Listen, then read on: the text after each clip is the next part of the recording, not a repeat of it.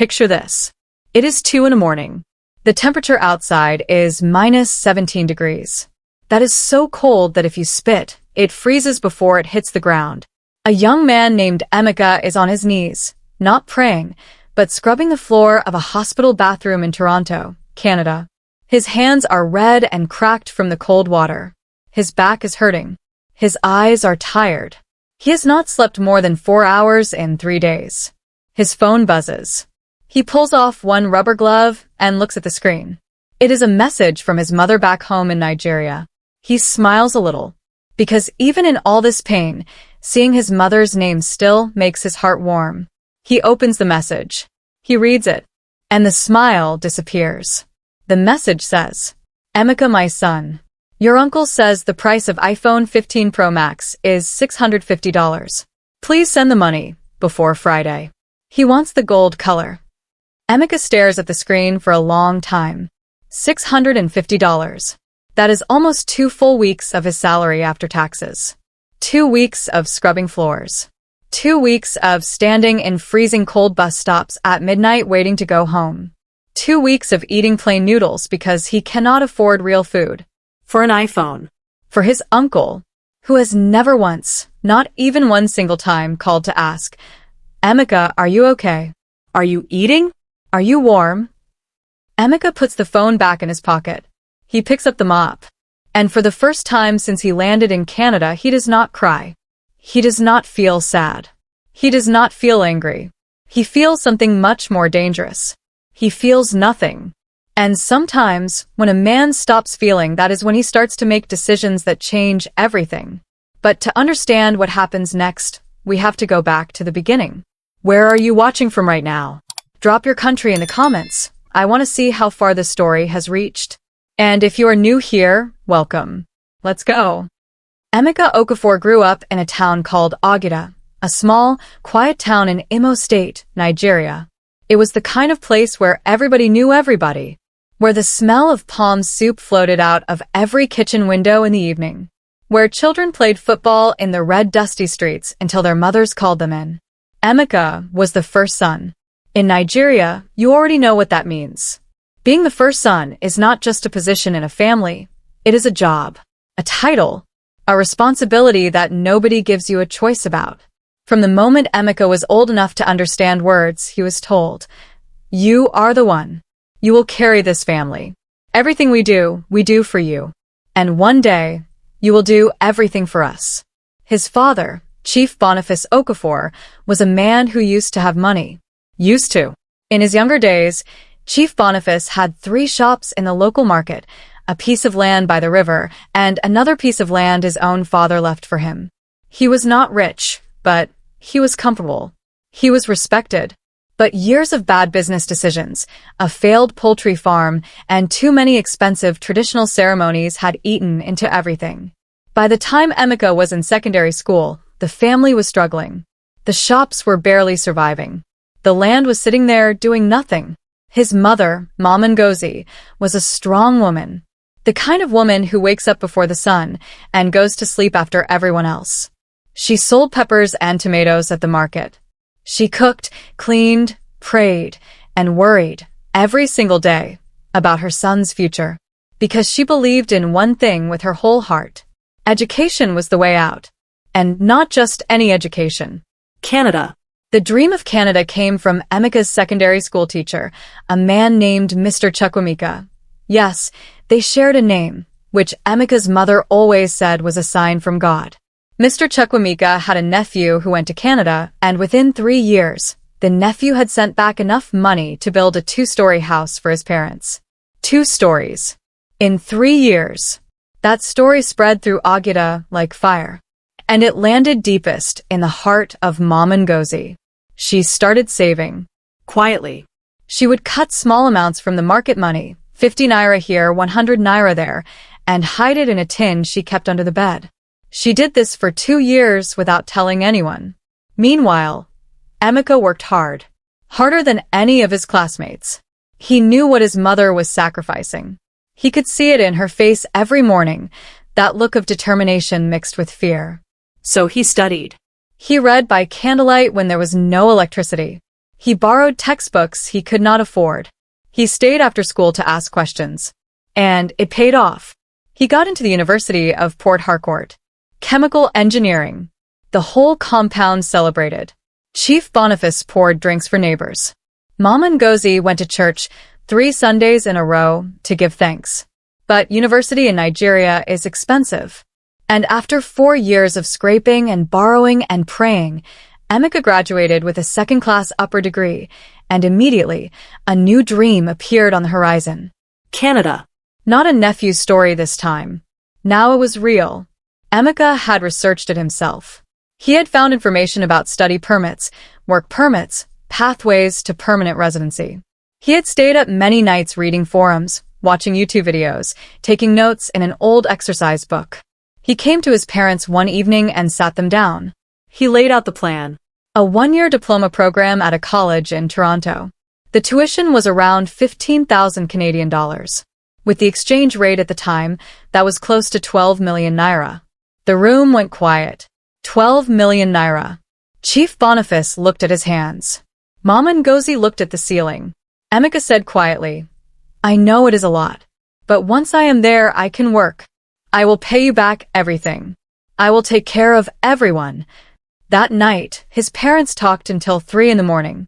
And the next day, Chief Boniface called a family meeting. The meeting was held on a Saturday. Emeka's uncles came. His aunties came. His grandmother, old and small and wrapped in a thick blanketed shawl, sat in the corner and listened with her eyes half closed. Chief Boniface stood up and spoke. He said that the family had an opportunity. That Emeka, their first son, their hope, had a chance to go to Canada. That this was not a small thing. This was a generational door opening. He said that the family needed to come together. The uncles looked at each other. Then the talking started. Some said yes immediately, because in their minds, they were already calculating, if Emeka goes to Canada, that means money will come back. That means someone in the family will have a Canadian connection. Some of them already had mental lists of things they wanted. Phones, clothes, school fees for their children, visa sponsorship. A few hesitated. The land by the river. That was their grandfather's land. Selling it felt like betrayal. Felt like cutting a root. But, in the end, they agreed. Over the next 4 months, the family sold the 2 remaining shops in the local market, the land by the river, 4 plots that had been in the family for over 30 years. Chief Boniface's personal plot that he had planned to build his retirement home on. They raised the money. The visa was processed. The tuition was paid. The flight was booked. The night before Emeka left, Mama Ngozi sat beside him on his bed. She did not say much. She just held his hand and looked at him for a long time, the way mothers look at their children when they are trying to memorize their faces. Then she said, "Emeka, I know it will be hard. But you are strong. You have always been strong. Just don't forget us." Emeka hugged her and said, "Mama, I could never." He believed it when he said it. He had no idea what was coming. Emeka landed at Toronto Pearson International Airport on a Monday in January. When the airplane doors opened and he walked out into the jetway, the cold hit him like a wall. He had read about Canadian winters. He had watched videos. But nothing, absolutely nothing, prepares you for the first time that cold air touches your face. It was not just cold. It was a different kind of cold. It went through his jacket, through his shirt, through his skin, and grabbed his bones. He stood outside the arrivals hall, pulling his one big suitcase, looking around at this enormous, organized, fast-moving world and thought, so this is Canada. He had arranged to stay in a shared house with 3 other Nigerian students in a neighborhood called Scarborough on the eastern edge of Toronto. The room was small, barely enough space for a single bed and a small table. The carpet was old and smelled like someone had spilled something on it years ago and never fully cleaned it up. The window faced a brick wall. But Emeka did not complain. He had a roof. He had a plan. His college orientation was on Thursday. He had 5 days to settle in. By Wednesday, day 3, the call started. The first one was from his cousin Afani, who was maybe 24 years old and had never worked a single day in his life. "Emeka, My brother. How is Canada? We are so proud of you, oh, Chai. Listen, I just wanted to check. You know my birthday is coming next month? I was thinking if you can manage to send a small thing. Nothing big. Just, the new iPhone. The 15. The one with the camera. You know how it is. Emeka laughed nervously and said he had just arrived and hadn't even started working yet. Ifani laughed too. No problem, no problem. Just when you settle. We know you will take care of us. The second call came the same evening. This time it was his auntie Chidinma, a woman who had not called Emeka once during his entire 4 years of university. My son. Canada boy. God is good. Listen, I wanted to talk to you about something. You know your uncle's birthday is next month, and we wanted to buy him something special. If you can send like $300. Emeka said he had no money yet. She said, Okay, but start putting it aside. We are counting on you. On Thursday, his very first day of college orientation, he got a WhatsApp message from his father. It was short. Emeka, your mother needs money for her blood pressure medication. The doctor said she must take it every day. Send 50,000 naira when you can. God bless you. Emeka sat in that orientation hall, surrounded by excited new students chatting and laughing, and stared at that message. He had been in Canada for 3 days. He had not received a single paycheck. He had not even registered for his classes yet. And already, the weight of an entire family was pressing down on his shoulders from 6,000 kilometers away. Here is something nobody tells you about Canada before you go there. It is expensive. It is brutally, shockingly expensive. Emeka's rent for that small, sad room was $750 a month. His share of utilities was another $80. His transit pass to get to school was $156 a month. Food, if he cooked at home every day and never treated himself to anything, was about $200. That was over $1,100 a month just to survive, before books, before his phone plan, before winter clothes, before anything. His student visa allowed him to work 20 hours a week during school semesters. At the minimum wage at the time, about 16.55 Canadian dollars per hour, that meant he could earn roughly $1,320 a month before taxes. After taxes, maybe $1,100. You see the problem. He was making exactly what he needed to survive. There was nothing left. Nothing to send. Nothing to save. Nothing. Emeka found his first job within 2 weeks, working nights at a hospital cleaning company. His shift was from 11 p.m. to 7 a.m. 3 nights a week. He would go to class during the day, come home, sleep for a few hours, go back out into the cold and scrub floors, wipe down surfaces, clean bathrooms, empty bins. He did not complain to anyone back home. He did not tell them how hard it was. Because every time he called home, before he could even finish saying hello, the requests would start. Send this. Buy that. Can you manage this? We are struggling here. His father's calls were always about money, but wrapped in pride.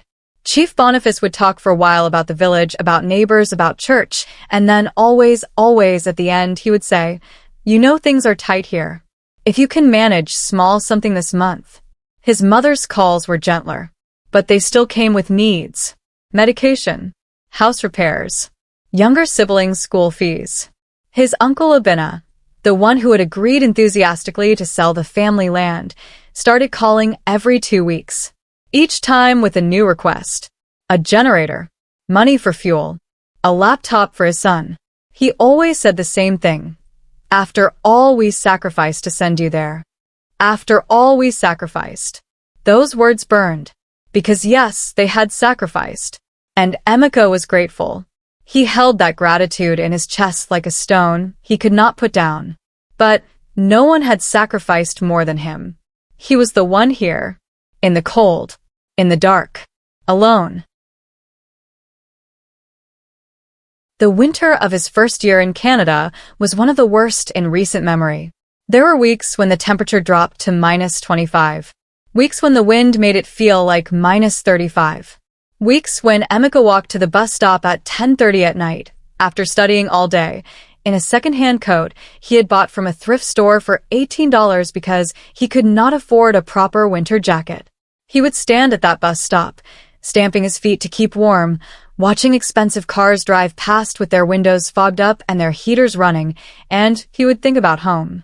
He would think about the mango tree in their compound, the sound of his mother's voice calling him for dinner, the smell of egusi soup, the laughter of his younger siblings. He was so homesick it felt physical, like an ache in his chest that never fully went away. And then his phone would buzz.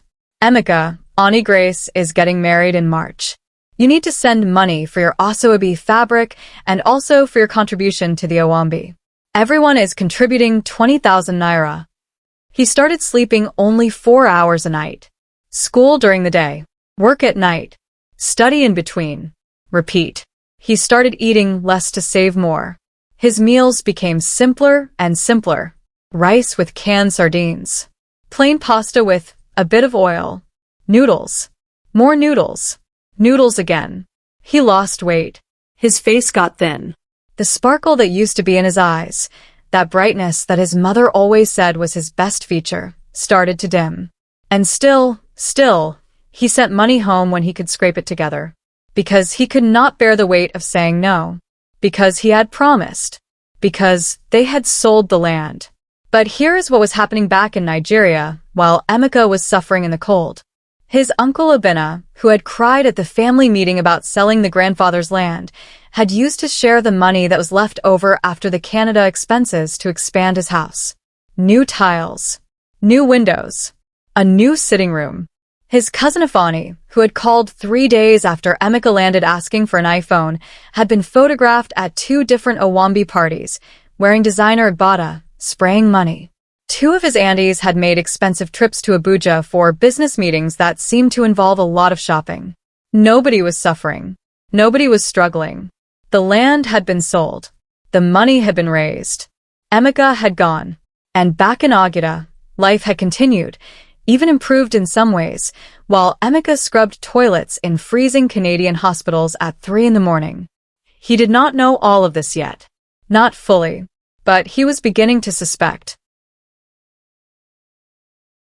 18 months into his time in Canada, Emeka had a phone call with his father that changed something inside him forever. It was a Sunday afternoon. He was exhausted. He had worked the night before and only slept 3 hours. He had an assignment due the next day. He had exactly 47 Canadian dollars in his account, and his rent was due in 5 days. His father called. They talked for a few minutes.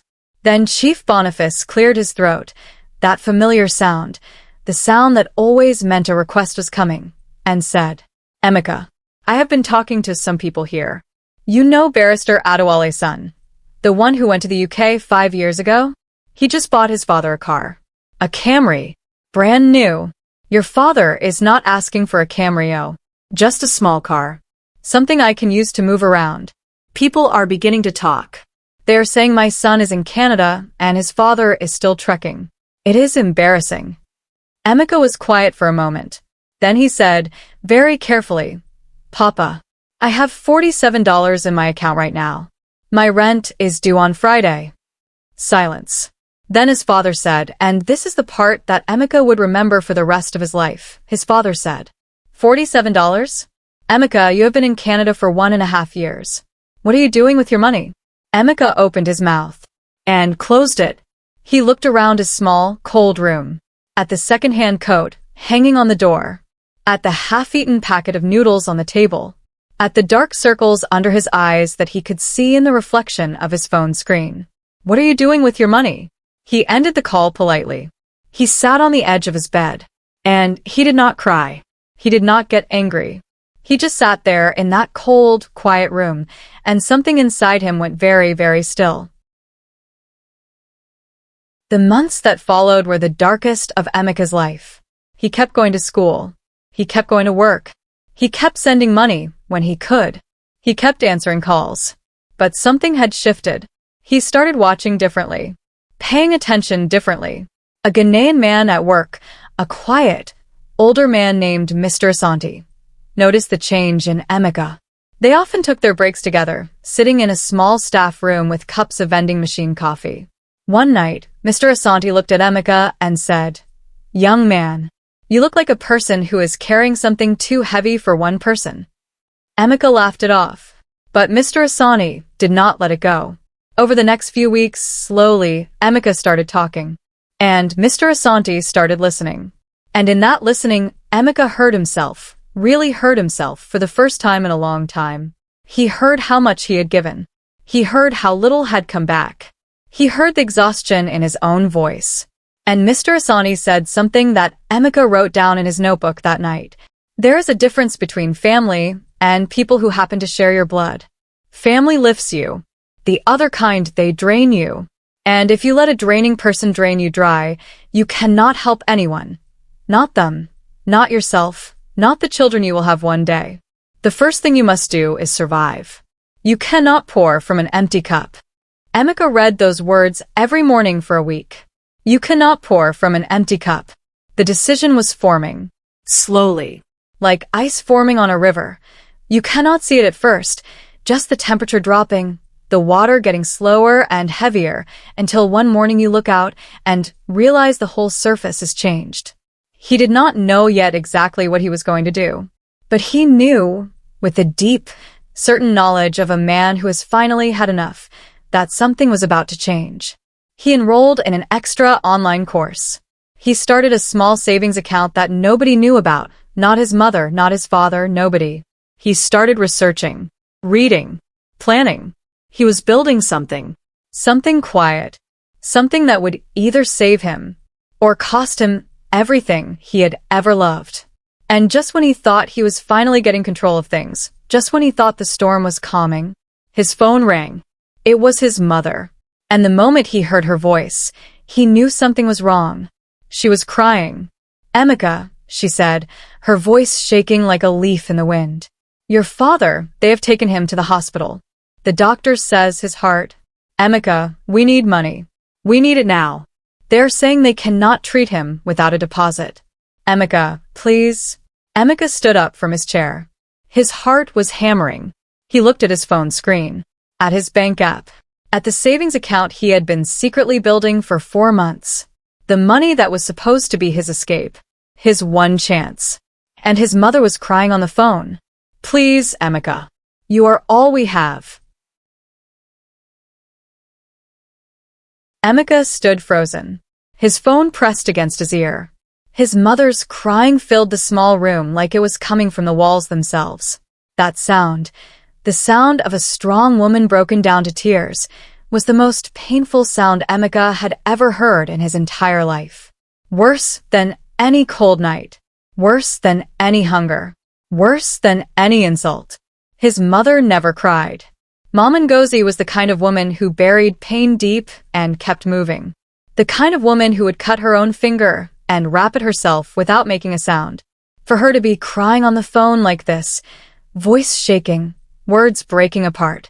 Something was very, very wrong. "Mama," Emeka said, and his own voice came out smaller than he expected.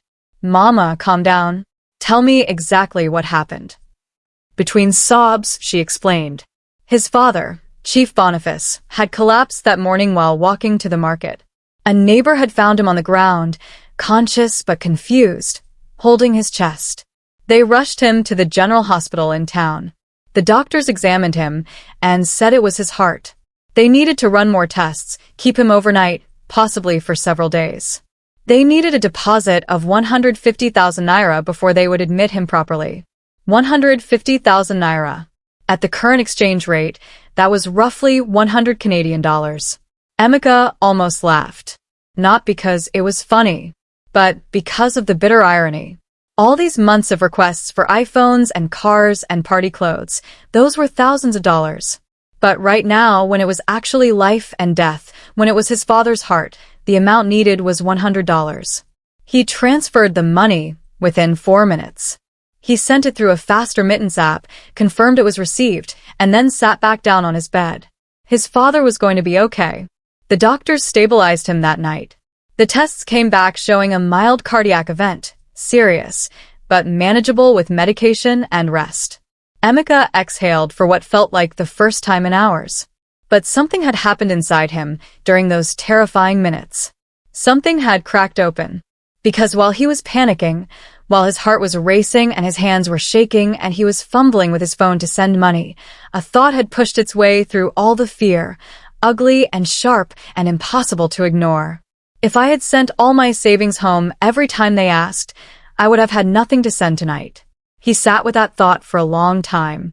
If he had bought Afani's iPhone, nothing. If he had sent money for his uncle's birthday, nothing. If he had contributed to the Owambi, nothing. If he had been the obedient, giving, sacrificing son they all expected him to be, when the real emergency came, when his father's life was on the line, he would have had nothing. The secret savings account, the one he had been quietly building, that was what saved his father tonight. Not the family's love, not their prayers, his discipline, his sacrifice, his secret. Emeka picked up his notebook, the one where he had written Mr. Asante's words. You cannot pour from an empty cup. He turned to a fresh page, and he began to write. He wrote for 2 hours that night. Not a letter, not a complaint, not a list of grievances. A plan. Because Emeka was an engineer by training, and engineers do not just identify problems, they design solutions. The plan had 3 parts. Part 1, the boundary. He was going to stop responding to every request. Not because he did not love his family, but because saying yes to everything had been slowly killing him, and ironically, it had also been making his family weaker, not stronger. Every time he sent money for something unnecessary, he was teaching them that they did not need to solve their own problems. He was becoming a crutch. And a crutch, used too long, causes the leg to forget how to walk. He wrote down the categories of things he would still support: genuine medical emergencies, his younger siblings' education, his mother's basic needs. Everything else, the parties, the phones, the cars, the Asoebi fabrics, those were finished. Part 2, the investment. For the past 4 months, he had been saving quietly. He now had just over 2,400 Canadian dollars in that secret account. It was not much, but it was a seed. He had been researching something for weeks. A program at his college offered a pathway into IT project management, a field that was exploding in Canada. People with the right certifications were earning 70, 80, even 90,000 Canadian dollars a year. The certification course cost $800 and could be done online alongside his current diploma. He enrolled the next morning. Part 3. The conversation. This was the hardest part. He was going to have an honest conversation with his family. Not an angry one. Not a blaming one. An honest one. He was going to tell them the truth about his life in Canada, the truth he had been hiding behind polished phone calls and carefully chosen words. He was going to make them understand that the image they had in their heads, Emeka in Canada, surrounded by money, just choosing not to send it, was a fantasy. And that fantasy was destroying both him and them.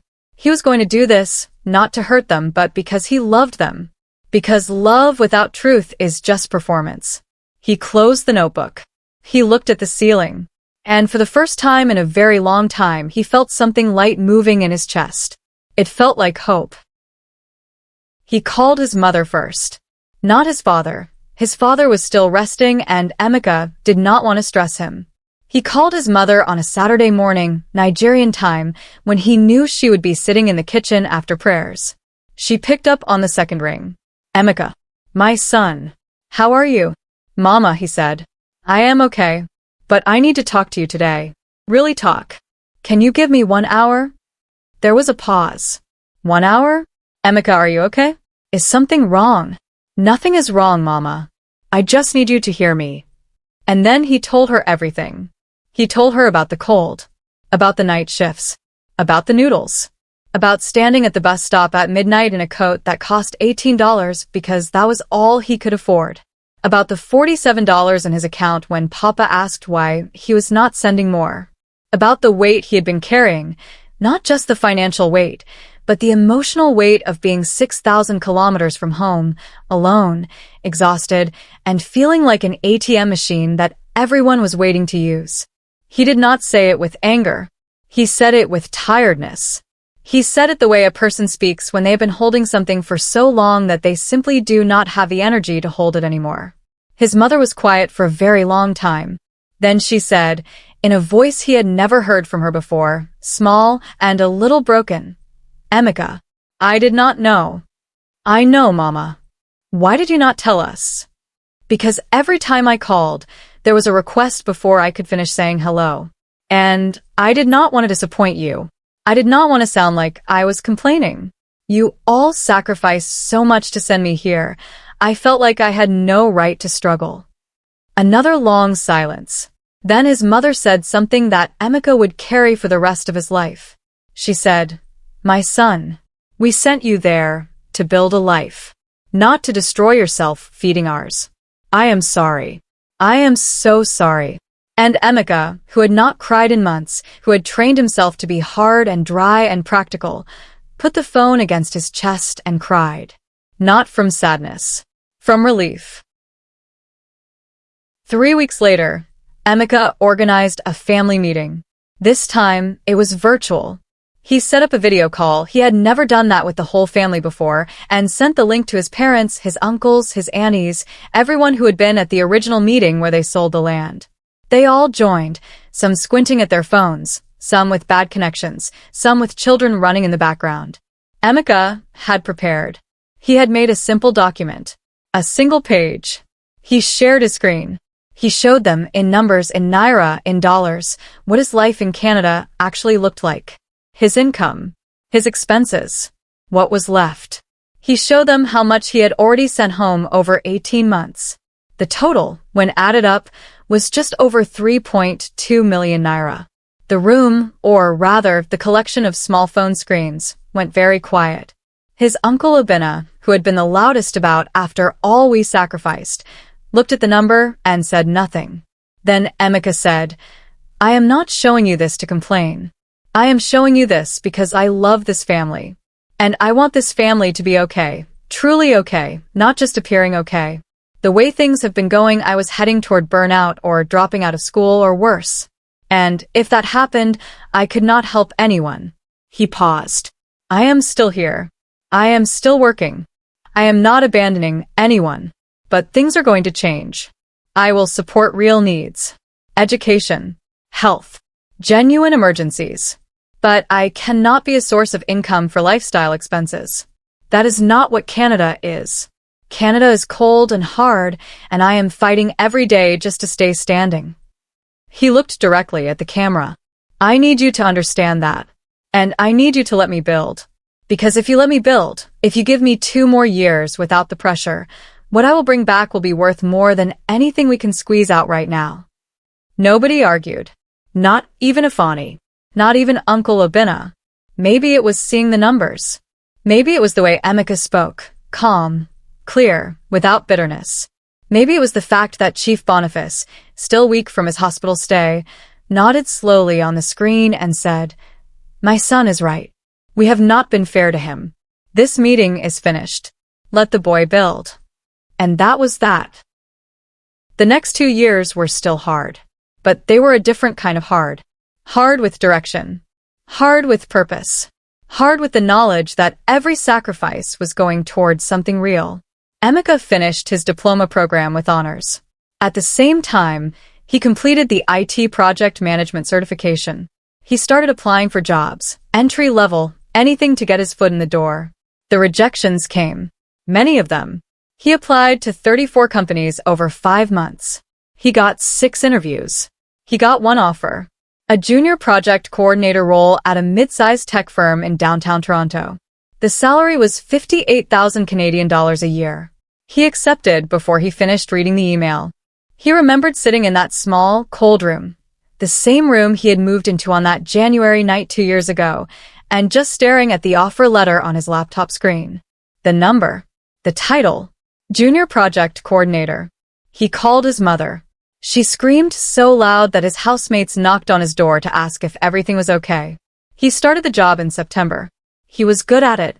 He was organized, calm under pressure, good at communicating, skills that had been sharpened by years of managing chaos, of balancing school and work and family expectations all at once. Within 8 months, he was given his first independent project. Within 14 months, he was promoted to project coordinator, no longer junior. His new salary, 72,000 Canadian dollars. He moved out of the shared house. He got a small one-bedroom apartment. Clean, warm, his own.